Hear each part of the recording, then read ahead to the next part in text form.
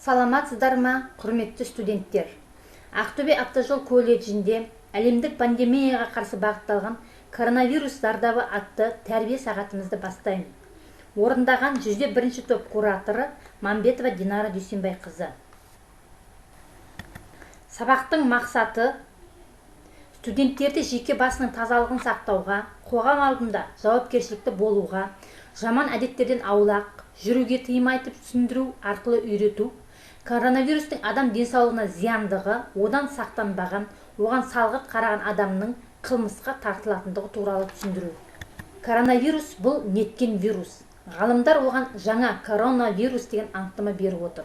Бұл латынның кроунс тәж немесе халос шеңбер деген сөздерінен пайда болған атау. Өйткені коронавирус микроскоппен қарағанда осы екеуінің қосындысын еске түсіреді. Бұл вирустар тобына адамға зиян тигізетін бірнеше түр кіреді.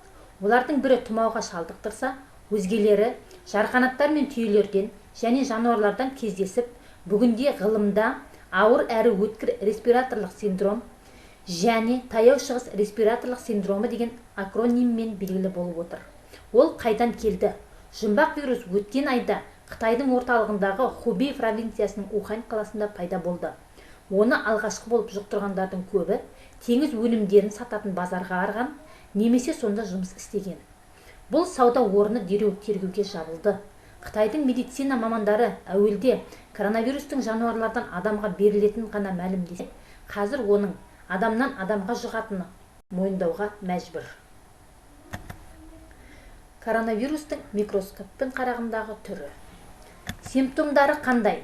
Бұл вирусқа тән симптомдар: тұмаурату, бас ауруы, жөтел және дененің қалшылдауы. Сонымен қатар, ақш-тың ауруларды бақылау және олардың алдын алу орталығының мәлімдеуінше, коронавирустың едәуір қауіпті түрін жұқтырғандар демігеді, қалтырайды, ал ауруы асқынған жағдайда пациенттер пневмонияға шалдығуы мүмкін.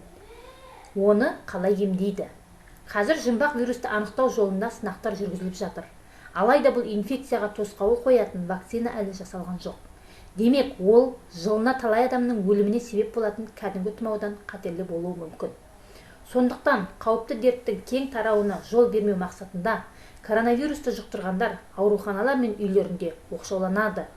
Ал оның симптомдары ауруды жеңілдететін және лихорадкаға қарсы дәрілермен емделеді. Сонымен қатар, мұндай науқастарға суды көп ішіп, жазылып кеткенше тынығуына кеңес беріліп отыр. Коронавирустар қалай жұғады? Коронавирустардың көбісі жөтелгенде, түшкіргенде немесе осы инфекцияға шалдыққандарды ұстағанда жұғады.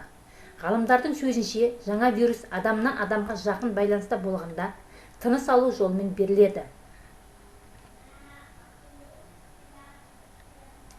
Дегенмен жұмбақ коронавирус қазіргіден де қауіпті немесе жұқпалы формаға ауысуы мүмкін деген болжам бар. Мұндай жағдайда оның зардабы қандай болар бүгінше белгісіз. Коронавирус, ғалымдар не дейді? Әлемде кәдімгі тұмаудан жылына әлдеқайда көп адам қайтыс болады. Алайда емі болмағандықтан жаңа инфекция одан да қауіпті болуы мүмкін. Коронавирус әлемге қаншалықты тарады? Дүниежүзілік денсаулық сақтау ұйымы ұсынған соңғы мәліметке сенсек, 93.164 адам вирус жұқтырған. Індет әлемнің 77 елінде тіркелді. Әлем бойынша 3.199 адам коронавирустан көз жұмды. Дүниежүзілік банк вируспен күресуге 12 миллиард доллар бөлуге уәде берді. Жапонияда вирус жұқтырғандар саны 1000-нан асты. Үндістанда 15 италиялық вирус жұқтырғаны анықталды. Нәтижесінде елде тіркелген науқастар саны 28-ге өсті. Германияда 240 адам вирус жұқтырған. Иракта алғашқы науқас көз жұмған. Қытай коронавирусты 600-ге жуық адамның жұқтырғанын және одан 17 адамның қайтыс болғанын растады. Жан тәсілім еткендердің ең үлкені 89-да, ең жасы 48-де. Құрбандардың барлығы Уханнан немесе оның айналасындағы елді мекендерден. Олардың орташа жасы 70-те. Сонымен қатар бұл вирус Таиланд, Оңтүстік Корея, Жапония, ақш, Тайванда табылды. Дерттің географиясы тіпті кеңейеді деген болжам бар. Себебі Қытайда және шет елде алдағы күндері жүздеген миллион адам ай күнтізбесі бойынша жаңа жылды мерекелеу үшін жолға шығып, сапарлар маусымы басталады. Әртүрлі қалаларда, әртүрлі елдерде әртүрлі тыйымдар салынып жатыр. Осылай сияқты Қытай үкіметі де адамдардың өмірін қиып жатқан жаңа вирустың жолын бөгеу үшін 11 миллионнан астам тұрғыны бар Ухань қаласын жапты. Әлемде осы коронавирусқа байланысты неше түрлі шаралар енгізілді. Сол шаралардың бірі Токиода Олимпиада 2021 жылдың шілде-тамыз айларында өтетін. Коронавирусқа байланысты мерзімі ауыстырылған. Жазғы Олимпиада ойындары келесі жылы 23 шілде мен 8 тамыз аралығында өтетін болды. Ал пара Олимпиада алдағы жылдың 24 тамыз мен 5 қыркүйек аралығында болады. Мұндай шешімді дүйсенбі күні Халықаралық Олимпиада комитеті мен Жапония үкіметі қабылдады. Сонымен қатар коронавирус Европаны да жаулады. Финляндия шектеулерді 13 мамырға дейін ұзартты. Финляндия үкіметі елде енгізілген төтенше жағдай шеңберінде қабылданған шектеулерді ұзарту туралы хабарлады. Елдің үкімет басшысы Марин Саннанның айтуынша, бұған дейін қабылданған шаралар өз тиімділігін көрсеткен. Калифорнияда төтенше жағдай жарияланды. Қазірдің өзінде Калифорнияда 53 жағдай тіркелген. Италияда барлық оқу орындары жабылды. Коронавирус сонымен қатар Қазақстанға да келді. Қазақстан Республикасының президенті Қасым-Жомарт Тоқаев Қазақстан халқына үндеу жасады.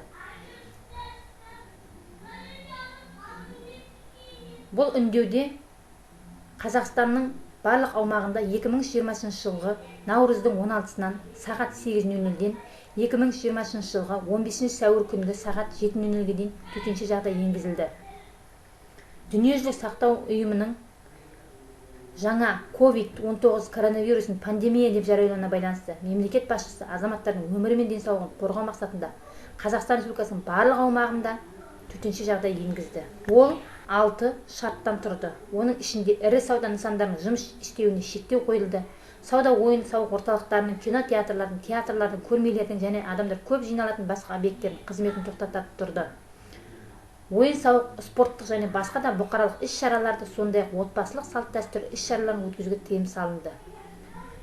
Төтенше жағдайға 6 пункт енді. Коронавирустан ауруларды жазуға және оларды қадағалап бақылауға еліміздің барлық емдеу орталықтары және ақ халатты жандар жұмылдырылды. Шектеу кезінде барлық полиция жұмылдырылды. Коронавирус Ақтөбеге де жетті. Ақтөбе облысы да, қаласы да осындай төтенше жағдайлар енгізуге тура келді. Шектеулер 31 наурыздан 15 сәуір аралығында орын алды. Шектеулер күнде бірнеше мәрте теледидардан қайталанып, қатаң ескертулер жасап отырды. Келесі слайдымызда Ақтөбедегі коронавирусқа қарсы шектеулердің көрінісі. Жоғарыдағы хабарламада коронавирус кезінде тыйымдарға бағынбағандар әкімшілік және қылмыстық жауапкершілікке тартылатындығы қатаң ескертілген. Коронавирустан әрине сақтану керек. Оның сақтану шаралары келесі слайдтарда көрсетілген. Бірінші, қолды жиі жуу керек. Екінші, қоғамдық орындарда адамдармен қарым-қатынас жасағанда 1 метр қашықтықты сақтауға кеңес береді. Үшінші, бетпердені дұрыс қолдану. Бірінші кезекте оны инфекциялық аурумен ауыратын адамдармен қатынас жасағанда немесе оны күтіп жағдайын жасау кезінде пайдаланады. Келесі сақтандыру үрейге бой алдырмау. Әрине бүкіл әлемге тарап жатқан үрейленбей жайбарақат қалуда оңай емес. Сондықтан дегенмен де аурудың алғашқы белгілері байқала қалса 103 нөміріне қоңырау шалу керек, ал қосымша ақпаратты 1406 арқылы нөмірі арқылы біле аласыз. Коронавирусқа арналған тақырыбымызды қорытындылайтын сұрақтар. Бірінші сұрақ: сіз коронавирустан қалай сақтанасыз? Екінші, шектеу енгізілгенде қай аймақта болдыңыз? Жауаптарын дәптерге жазып, сабақты пысықтаңыз.